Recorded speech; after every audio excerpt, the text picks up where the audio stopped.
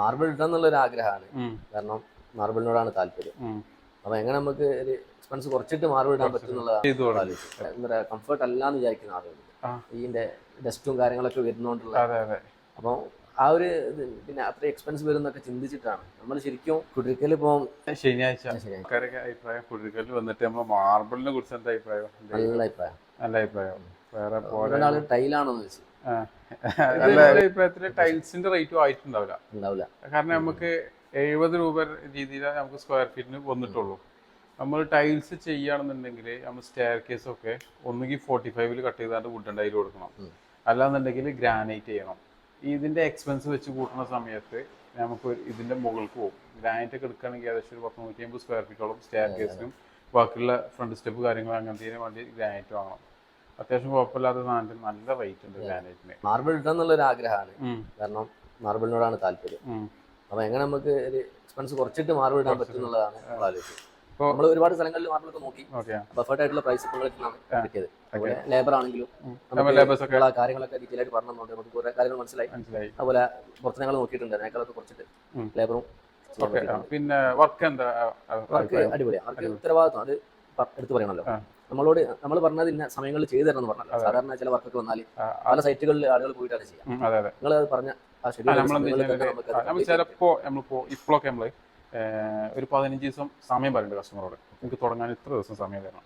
തുടങ്ങിക്കഴിഞ്ഞാൽ പിന്നെ നമ്മളെ കാരണത്താൽ കൂടുതൽ എന്നുള്ളത് ചിലപ്പോൾ 1, 2, 3 ദിവസമൊക്കെ. അപ്പോൾ അന്നാൾ ഇവിടെ നമുക്ക് 2 ദിവസം ലീവ് വന്നു. അങ്ങനത്തെ 2, 3 ദിവസത്തെ ലീവ് വരുന്നല്ലാതെ അതിൻ്റെ അപ്പുറത്തേക്കുള്ള ലീവ് വരില്ല. ഇപ്പൊ അന്ന് ഞങ്ങളോട് പറഞ്ഞ ഏകദേശം ഒരു 35 ദിവസത്തെ വർക്ക് വരുന്നുണ്ടാവും. ആ 35 ദിവസത്തിനുള്ളിൽ തന്നെ ഏകദേശം തീർന്നു. ചെയ്യാൻ പറ്റില്ല. ഒക്കെ കറക്റ്റ് സമയത്ത് തന്നെ അടിപൊളിയാണ്. അല്ലാതെ അവർക്ക് നമ്മൾ അങ്ങനെ ഷെഡ്യൂൾ കൊടുക്കുള്ളൂ. കാരണം എന്താ വെച്ച് കഴിഞ്ഞാൽ ഒരു വർക്ക് നമ്മൾ ഏറ്റെടുത്ത് കഴിഞ്ഞാൽ ഒരു 4 ഘട്ടമായിട്ടാണല്ലോ നിങ്ങൾക്ക് വർക്ക് എടുക്കുക. അതിപ്പോ നിങ്ങൾക്ക് മനസ്സിലാവല്ലോ, വിരിക്കല്, ലെവലടിക്കല്, പിന്നെ പീസ് വർക്ക്, പിന്നെ പോളിഷ്. ഈ 4 ഘട്ടത്തിൽ ഓരോ പണിക്കാരനുസരിച്ച് കറക്റ്റ് ഷെഡ്യൂൾ തരും. ഇതിന്റെ കേസ് പിന്നെ ലീവാണ് കേസ് എന്താ വെച്ചാൽ എവിടെയെങ്കിലും എന്തെങ്കിലും ഈ പറഞ്ഞ പോലെ കറണ്ടിന്റെ ഇഷ്യൂ വരുമ്പോൾ സമയത്ത് നമ്മളിവിടെ 5-ാം ദിവസം വർക്ക് തീരുന്നു നമ്മൾ പ്രതീക്ഷിച്ചു, 4-ാം ദിവസം കറണ്ട് ഇല്ലാന്നുണ്ടെങ്കിൽ ഒരു ദിവസം നീണ്ടു. അങ്ങനത്തെ ചിലപ്പോൾ 1-2 ദിവസം സ്വാഭാവികമായിട്ടും നമുക്ക് ആരും പണിക്കാരും കുറ്റം പറയാൻ പറ്റില്ല, വീട്ടുകാരും കുറ്റം പറയാൻ പറ്റില്ല. ഇപ്പോൾ നമ്മളെ വർക്ക് 3 ദിവസം ഡിലേ വന്നിട്ടുണ്ട്, നമുക്ക് ഒരു ലീവ് വന്നിട്ടുണ്ട്. ആ ലീവ് വരാൻ കാരണം വെച്ചാൽ നമ്മൾ വീടിന്റെ വർക്കിങ്ങിന് എടുത്ത സമയത്ത് ആ വീട്ടുകാർ വെച്ചു ഇതിന്റെ ബാത്റൂം വർക്കും കൂടി എടുത്തിട്ട് വെച്ചു. നമുക്ക് അത്രയും വർക്ക് എടുത്തുകൊണ്ട് ഈ ബാത്റൂം വർക്ക് കൂടി എടുക്കൂല, നമ്മൾ എടുക്കാൻ ഒറ്റയ്ക്ക് പറഞ്ഞു പോരാൻ പറ്റില്ല. അത് എടുത്തെടുക്കൽ നമ്മൾ ബാധ്യതയാണ്. അപ്പൊ അതും കൂടി എടുത്തു കൊടുത്തിങ്ങനെ ഇവിടെ നമുക്ക് 3 ദിവസം ലീവ് വരാൻ കാരണം. വേറെ അങ്ങനത്തെ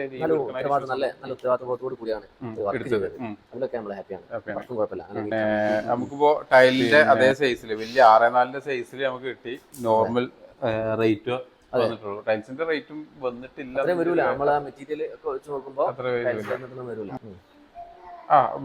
വലിയ ടൈല് നമ്മൾ 6x4 ചെയ്യുന്ന സമയത്ത് ഗമ്മിലൊക്കെ ചെയ്യണല്ലോ. ഗമ്മില് ചെയ്യുമ്പോൾ ഗമ്മിന്റെ എക്സ്പെൻസ് തന്നെ നല്ലൊരു എമൗണ്ട്, നമുക്കൊരു നല്ലൊരു സാധാരണക്കാർക്ക് താങ്ങാൻ പറ്റാത്തൊരു എമൗണ്ട് തന്നെ വരുന്നുണ്ട്. ഇപ്പൊ പിന്നെ എല്ലാവർക്കും ആ ഒരു റേറ്റ് അക്സെപ്റ്റ് ചെയ്ത് തുടങ്ങി.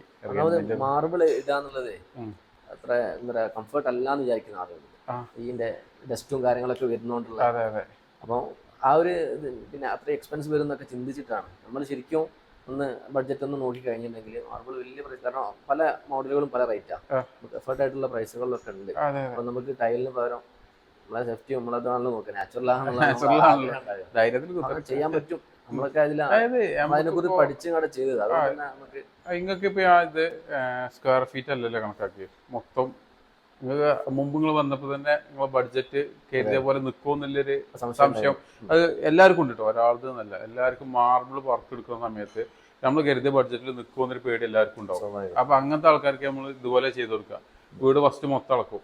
മൊത്തം അളന്നിട്ട് ഇത്ര ഉറുപ്പ്യക്ക് അല്ലെങ്കിൽ ഇത്ര ലക്ഷം ഉറുപ്പ്യക്ക് നിങ്ങളെ വർക്ക് മൊത്തം തീർത്തിട്ട് അതിൻ്റെ അഡീഷണൽ ആയിട്ട് 1 ഉറുപ്പ്യ വരാതെ മൊത്തം തീർത്തിട്ട് പണി തീർത്തരാന്നുള്ള കണ്ടീഷനാവും.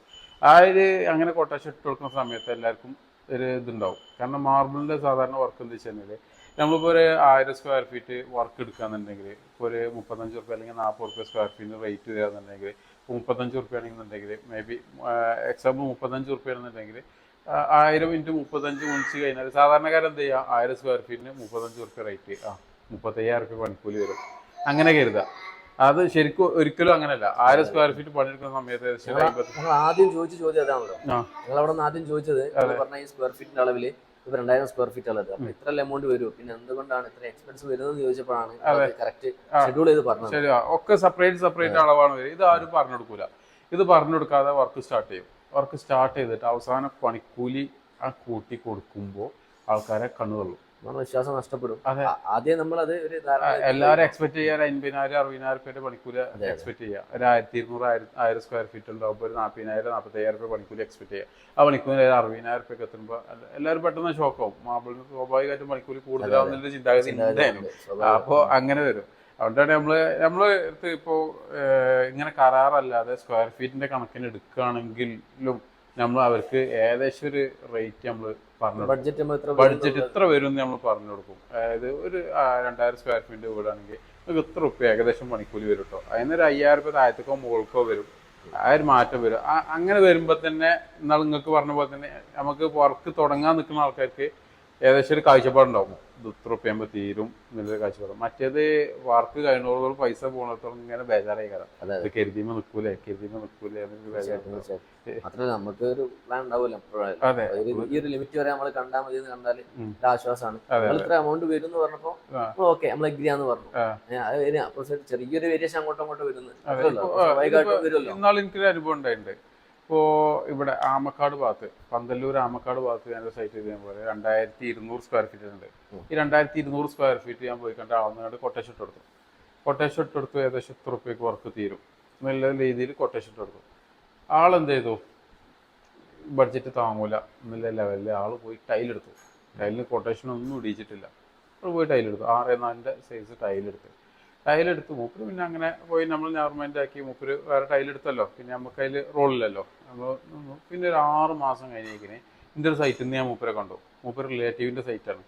മൂപ്പര് വേറെ എന്തോ ഇൻറ്റീരിയർ വർക്കോ അങ്ങനെ എന്തോ ആണ് മൂപ്പര് വർക്ക് വരുന്നത്. അവിടെ എന്തോ ഒരു മെഷർമെൻറ്റും വേണ്ടി ഞാൻ എൻ്റെ അളവെടുക്കാൻ വേണ്ടി പോയപ്പോൾ അവിടെ മൂപ്പരുണ്ടായേക്കിന് മൂപ്പര് എൻ്റെ അടുത്ത് വന്നു, ജംഷേ അറിയുമെന്ന് ചോദിച്ചു.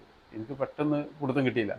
അത് മൂപ്പര് ഇങ്ങനെ പറഞ്ഞത് ഇന്ന ആളാണ് പറഞ്ഞു. എന്നിട്ട് എത്ര വർത്താന്ന് ചോദിച്ചു. മൂപ്പര് പറഞ്ഞു, എടാ ഈ കൊട്ടേഷൻ ഇട്ട എമൗണ്ടിൻ്റെ മുകൾക്ക് വന്നു ഞാൻ ടൈലിട്ടപ്പോൾ എനിക്ക് മാർബിളിന് ഇട്ടാൽ മതി എന്ന് പറഞ്ഞു. അതായത് മൂപ്പര് എക്സ്പെക്ട് ചെയ്തില്ലാതെ മൂപ്പര് കൂട്ടുന്നത് 6x4 ടൈല് ഒരു 58 റുപ്യ അല്ലെങ്കിൽ 60 റുപ്യ ആ രീതിയിലേക്കാണ് നമ്മൾ ഈ ഏരിയയിൽ റേറ്റ് കളിച്ചുകൊണ്ടിരിക്കുന്നത്.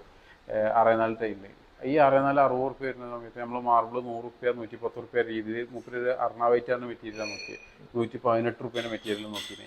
അത് വെച്ച് കൂട്ടിയ സമയത്ത് മൂപ്പര് എന്ത് ചെയ്തു, എന്നെ കൊണ്ട് ബഡ്ജറ്റ് താങ്ങൂല എന്നുള്ള രീതിയിൽ മൂപ്പര് ഈ 60 റുപ്യേൻ്റെ മെറ്റീരിയൽ നോക്കി. 60 റുപ്യേൻ്റെ മെറ്റീരിയലൊക്കെ അഡീഷണൽ ആയിട്ട് മൂപ്പര് ഗമ്മ് കൂട്ടി. ഗമ്മ് പറഞ്ഞാൽ ഒരു സംഖ്യൻ്റെ ഗമ്മ്, നിങ്ങൾ ബാത്റൂം ടൈൽസിൻ്റെ തന്നെ ഗമ്മ് വാങ്ങിയിട്ടുണ്ടാവും, നല്ലൊരു എമൗണ്ടിൻ്റെ ഗമ്മ് വാങ്ങിയിട്ടുണ്ടാവും. പിന്നെ അത് വീട് മൊത്തം ചെയ്യണമെങ്കിൽ ആലോചിച്ച് നോക്കി നല്ലൊരു എമൗണ്ട്. അതെ,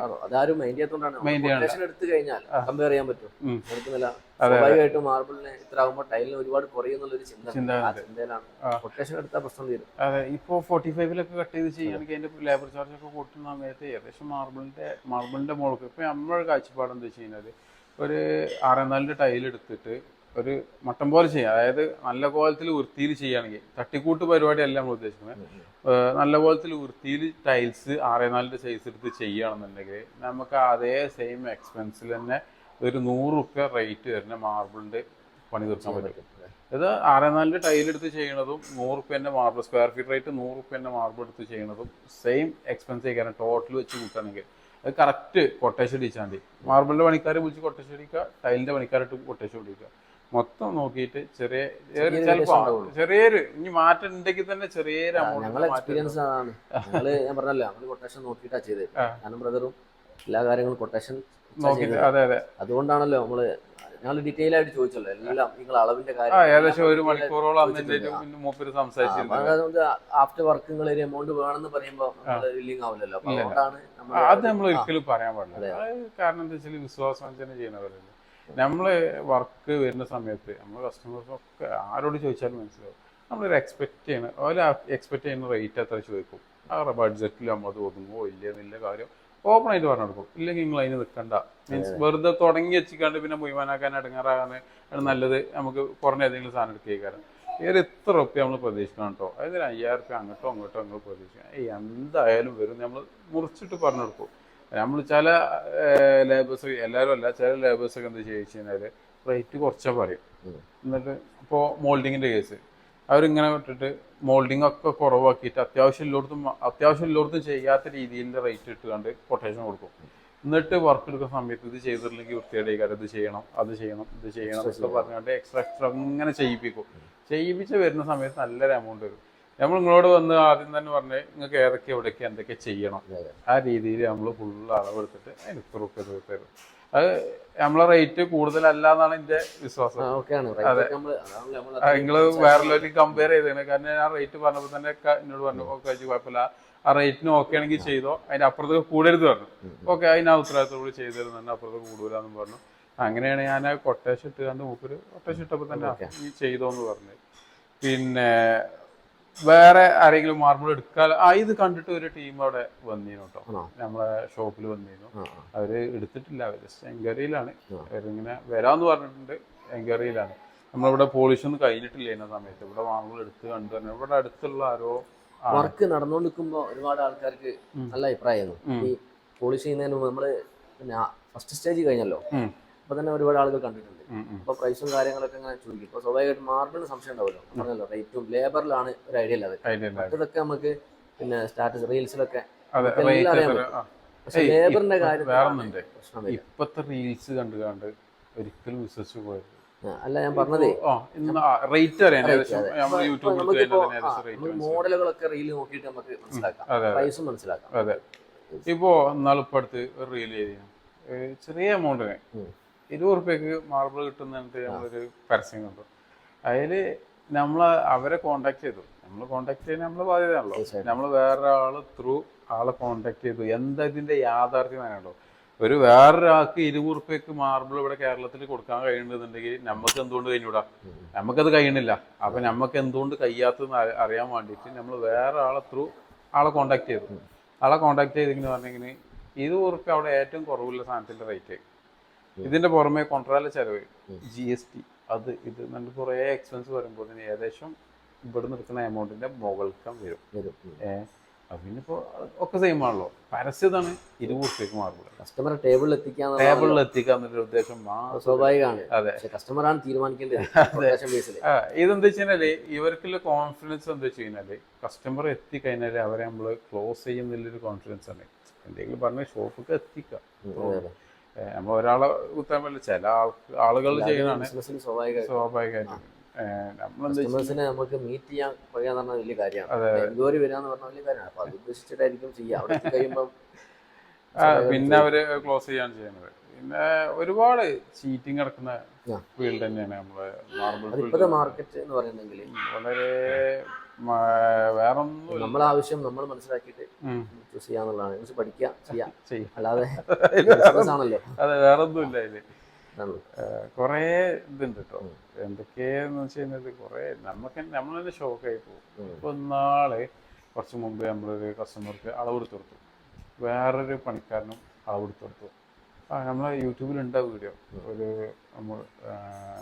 ഒരു ആചാര്യാണ് അബോജി ഫസ്റ്റ് നമ്മൾ വേറെ ആരെ കൊണ്ടും അളപ്പിച്ചുകൊണു. നമ്മൾ അളന്നു, ഞാൻ പോയിക്കാണ്ട് വീട് അളന്നു. 2350 സ്ക്വയർ ഫീറ്റ് ഒക്കെയാണ് വേറൊരു ആള് അളന്നു കൊടുത്തത്. നമ്മൾ അളന്നു കൊടുത്തത് 2200 സ്ക്വയർ ഫീറ്റ് ഉള്ളൂ. മൂപ്പര് എന്നോട് ചോദിച്ചു, അല്ല പക്ഷേ ഇതിമൊക്കെ നമ്മൾക്ക് തീരുവ വെച്ചു. ഇത് ഞാൻ തീർത്തിരുന്നു, ഇത്ര നമുക്ക് ആവശ്യമുള്ളൂ, പിന്നെ വേണ്ടായിരുന്നു. അത് ചുരുക്കി പറഞ്ഞു കഴിഞ്ഞാൽ അളവിൽ വരെ മാറ്റം വരുത്തിയാണുള്ള പരിപാടി നടക്കുന്നുണ്ട്. പക്ഷെങ്കിൽ അതിന്റെ യാഥാർത്ഥ്യം എന്താണെന്ന് നമുക്കറിയില്ല. ചിലപ്പോ നേരെ തിരിച്ചു പോകാട്ടോ. മേ ബി അതെ, മേ ബി ചില പണിക്കാരെ കയ്യിൽ നിന്ന് ചിലപ്പോൾ വേസ്റ്റേജ് കുറച്ച് കൂടുതൽ വരുന്നുണ്ടാവും. അപ്പൊ അതിനനുസരിച്ച് കുറച്ച് കൂടുതൽ എടുക്കാൻ പറഞ്ഞത് അയക്കാരോ അങ്ങനെ അയക്കാരോ അറിഞ്ഞുകൊണ്ടല്ലേ ചീറ്റിംഗ് ഒന്നും പറയാൻ പറ്റില്ല. അതെ, നമ്മളെന്താ വെച്ച് കഴിഞ്ഞാല് മാക്സിമം വേസ്റ്റേജ് കുറച്ചിട്ട് ചെയ്യാന്നുള്ളൊരു ഉദ്ദേശം മാത്രമേ. പോയി കട്ട് പീസൊക്കെ അവിടെ ഇവിടെയൊക്കെ ചെറിയ ചെറിയ പീസുകൾ ഒട്ടിക്കുക. ഇപ്പോൾ നമ്മൾ വിരിക്കുന്ന സമയത്ത് ഇതിമൊക്കെ കട്ട് പീസ് വരും. കട്ട് പീസ് വരുന്ന ഒന്നുകിൽ സൈഡ് സ്കേർട്ടിങ്ങിന് കൊടുക്കുക, അല്ലെങ്കിൽ സ്റ്റെയർ കേസിന്റെ താഴത്തേക്ക്, എനിക്ക് റാക്കിന്റെ താഴത്തേക്ക് കാണാത്ത ഏരിയകൾക്കൊക്കെ കട്ട് പീസ്. സ്റ്റാഫ് അടിപൊളിയാകും. നല്ല ഫ്രണ്ടിലേക്ക് വേണ്ട പീസ് പുള്ളി അങ്ങനെ ചൂസ് ചെയ്തു. ബെഡ്റൂമിലേക്കൊക്കെ അങ്ങനെ ആദ്യം ഷെഡ്യൂൾ ചെയ്തിട്ടുണ്ട്. അതൊക്കെ നമ്മൾ അവിടുന്ന് പറഞ്ഞു കൊടുക്കും. പിന്നെ നമ്പർ നമ്മൾ കയറ്റുമ്പോൾ എന്താ വെച്ച് കഴിഞ്ഞാല് നമ്മൾ കയറ്റുമ്പോൾ നിങ്ങൾ ശ്രദ്ധിക്കണം, ഞങ്ങൾ ശ്രദ്ധിക്കും. ലേബേഴ്സ് ഞങ്ങളതാണെങ്കിൽ കേട്ടോ, ഞങ്ങൾ ശ്രദ്ധിച്ചിട്ട് ഏതൊക്കെ സാധനമാണല്ലോ മെയിൻ ഏരിയക്ക് വരേണ്ടത് അത് നമ്മൾ നോട്ട് ചെയ്ത് വെക്കും. അതിനനുസരിച്ചാണ് നമ്മളിവിടെ വിരിക്കാൻ പറയാം. ഇപ്പോൾ വർക്ക് തുടങ്ങുന്ന അന്ന് നമ്മൾ വന്നു, അത് നമ്മളെ സൈറ്റ് എത്ര ദൂരത്താണെങ്കിലും വർക്ക് തുടങ്ങുന്ന അന്ന് നമ്മളവിടെ സൈറ്റിലെത്തും. സൈറ്റിലെത്തിയിട്ട് എങ്ങനെയൊക്കെ വിരിക്കേണ്ടത് നമ്മൾ പറഞ്ഞു കൊടുക്കണം. ഒരു കല്ലെടുക്കുന്ന സമയത്ത് അതിൽ ഡിസൈന് മാറ്റമുള്ള വേരിയേഷൻ വരുന്നുണ്ടാവും. ചിലപ്പോൾ ചെറിയ ചെറിയ പോരായ്മകളുള്ള കല്ലുകളുണ്ടാവും. ഒരു കല്ല് പോയി 100 പീസ് ഉണ്ടെങ്കിൽ ആ 100 പീസ് ഒരേ കണ്ടീഷനിലല്ലേ കാര്യം വരിക. നാച്ചുറൽ സ്റ്റോൺ ആണ്, ചെറിയ മാറ്റങ്ങൾ അങ്ങോട്ട് ഉണ്ടാവും. ഈ 100 പീസിൽ ഏറ്റവും നല്ലത് ഏതാ, അത് നമ്മൾ അവിടെ നിന്ന് കയറ്റുമ്പോൾ നോക്കും. ആ നോക്കുന്ന സാധനം നമ്മൾ ഇവിടെ നിന്ന് സൈറ്റിൽ വന്നിട്ട് ലേബേഴ്സിന് അന്ന് പറഞ്ഞു കൊടുക്കും. ഇന്ന നമ്പർ മുതൽ ഇന്ന നമ്പർ വരെ മെയിൻ ഏരിയയിൽ, അതായത് സിറ്റ് ഔട്ട്, ഡൈനിങ് ഹാള്, ആൾക്കാർ കയറി വന്നാൽ കാണുന്ന ഏരിയകൾ വരണം കേട്ടോ എന്നുള്ളത് നമ്മൾ പറഞ്ഞു കൊടുക്കട്ടെ.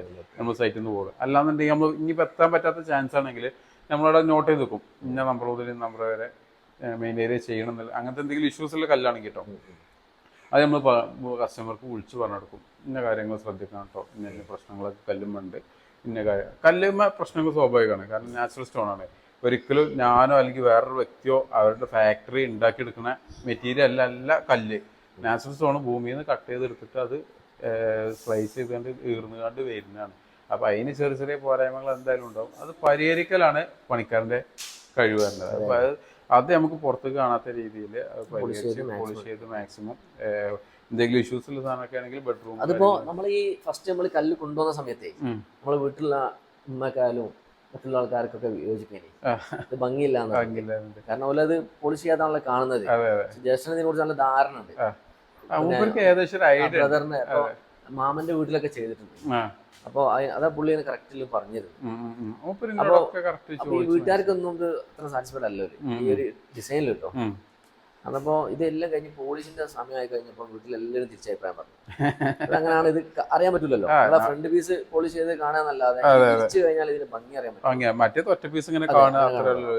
അപ്പൊ ആ ഒരു ഇത് അതില് മാർബിൾ ഉള്ളതാന്ന് പറയാം, മനസ്സിലാക്കാനുള്ള.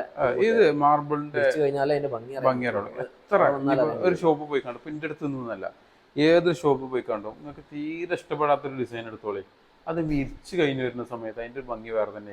അത് നമുക്ക് ഒരിക്കലും ഇതാക്കാൻ പറ്റില്ല. ഇപ്പോൾ ഇന്നാളിപ്പോൾ എൻ്റെ തന്നെ അടുത്ത് ആ മെറ്റീരിയൽ ഞാൻ കൊടുത്തു, ഏകദേശം കുറഞ്ഞ റേറ്റിൻ്റെ സാധനമാണ്. ആ മെറ്റീരിയൽ കൊടുക്കുമ്പോൾ തന്നെ കസ്റ്റമർക്ക് ഇഷ്ടപ്പെട്ടതാണ്. ആ മെറ്റീരിയൽ കൊടുക്കുമ്പോൾ എനിക്കത് ഒരു നല്ല രസമുള്ള ഡിസൈനാണെന്ന് ഫീൽ ചെയ്തിട്ടില്ല. പക്ഷേ നാച്ചുറൽ സ്റ്റോണാണ്, അതിൽ ഡിസൈൻ ഉണ്ട്.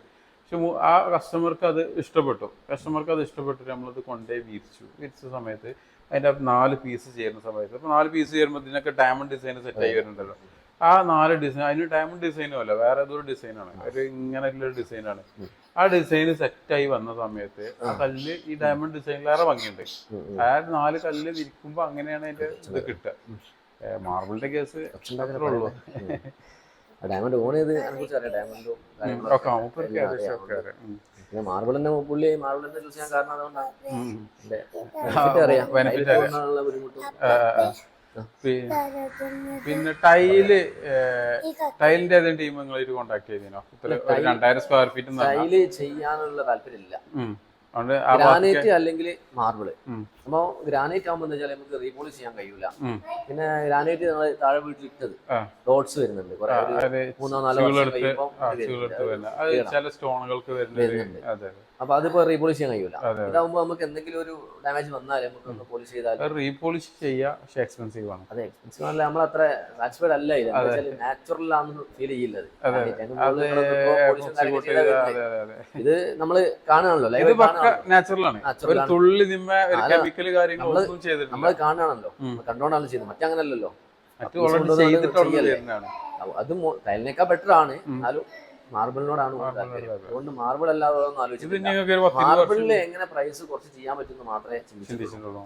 മുകളിലേക്ക് എന്തോ നസീബ് അങ്ങനെ എത്തിയതാ. വേറെ 2-3 ഷോപ്പിലൊക്കെ പോയിരുന്നത് എടുക്കാനുള്ള. അപ്പൊ നിങ്ങൾ ഷോപ്പോ ഒന്നും കോണ്ടാക്ട് ഇല്ല. അങ്ങനെ ഒരു ദിവസം മഞ്ചേരി ഭാഗത്തേക്ക് ഇങ്ങനെ ഇറങ്ങുന്ന സമയത്ത് യാദൃശികമായിട്ടാണ് കട കാണുന്നത്. അത്യാവശ്യം സ്റ്റോക്കും ഉണ്ട്. അപ്പൊ നമ്മൾ എന്തുകൊണ്ട് ഒന്ന് നോക്കിക്കൂടാന്നുള്ള നിലയ്ക്ക് ഞാനും മാമൻ ബ്രദറൊക്കെ കൂടെ ഒന്ന് വന്നിട്ടാണ് ഞങ്ങൾ മീറ്റ് ചെയ്യുന്നത്. അപ്പൊ അവിടെ ഓഫീസിൽ കൊണ്ട് ഇരുത്തി ഡീറ്റെയിൽ അതിനെ കുറിച്ച് പറഞ്ഞു. പിറ്റേ ദിവസം തന്നെ ഒന്ന് അഡ്വാൻസ് ചെയ്ത്